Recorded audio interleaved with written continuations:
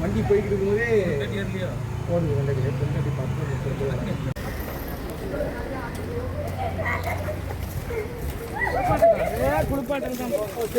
அப்பதான் விடுவாங்க. எப்படி வந்துச்சுன்னே தெரியாது.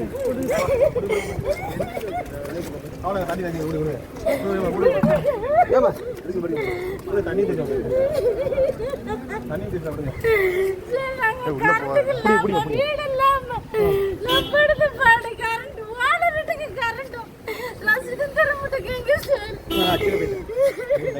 எந்த ஊர்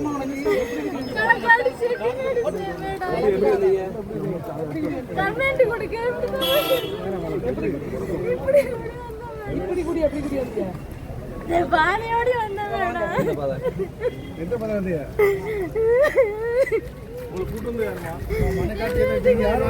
வீட்டுக்காரங்க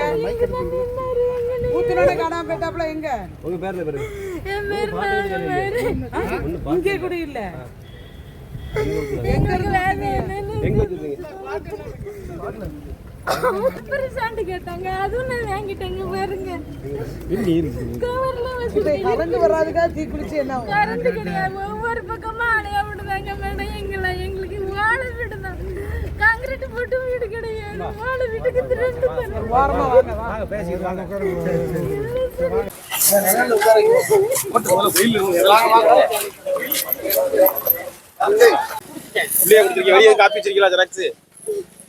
உன்னோட பேர் என்ன?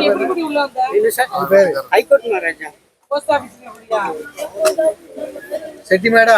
ஆமா சரி. புறம்போக்கு இடத்துல எவ்வளவு 60 வருஷமா குடியிருக்கீங்களா? 60 வருஷத்துக்கு 3 தலைமுறை இருக்கு. சரி. இப்ப அதுக்கு பட்டா கிடையாது? பட்டா கிடையாது. எதுவுமே கரண்ட் எதுவுமே கிடையாது. அதுக்கு வாரத்துல இதோட 4வது வாட்டி வந்து பெட்டிஷன் கொடுக்கணும். கவர்மெண்ட் ஆபீசர்ல அங்க அனுப்புதாங்க இங்க அனுப்புதாங்க ஏசுதாங்க வெளியில போல நாயங்காங்க. 60 வருஷத்துக்கு முன்னாடினா உங்களுக்கு கரண்ட் தந்திருப்பாங்க. இப்பதான் சட்டம் வந்து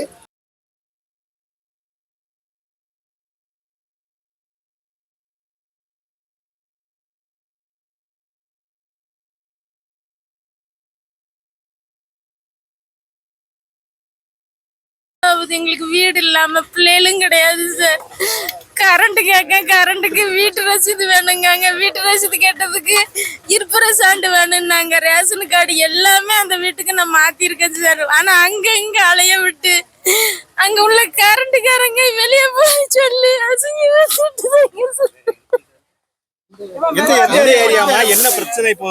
எனக்கு இப்ப கரண்ட் வீட்டு ரசீது வேணும் சார். டோனாவூர் செட்டிமேடு. ஆமா செட்டிமேடு. நான் இப்ப ஒரு 6-7 மாசமா அலையுதேன் சார். ஒருத்தருமே எங்களுக்கு ஹெல்ப் பண்ண மாட்டேங்காங்க. அங்க உள்ள ஆளுங்க பேச்சு கேட்டுக்கிட்டு எங்களை ரொம்ப அழுக விடுதாங்க. தெரியல சார். ஆனா ஐயிட்ட அங்க போய் கேட்டதுக்கு நீங்க அங்க போங்க கலெக்டர்கிட்ட போங்க அங்க போங்க இங்க போங்கன்னு கலெக்டர்கிட்ட போய் மனு கொடுத்தேன் சார். ஒண்ணுமே நடவடிக்கை எடுக்க வீடு கூட கிடையாது. அவங்க உள்ளதான் மனு கொடுக்க போனாங்க. ஆனா எனக்கு தெரியாது 2 பேரும் ஒன்னா வரல சார்.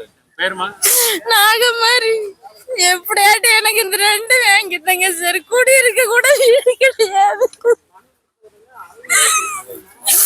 எப்படியாட்டு வாங்கிட்டாங்க. இல்ல நாங்க சாவதான் செய்யணும் சார். கரண்ட் இல்லாம இருக்கவே முடியல வீட்டுக்குள்ள.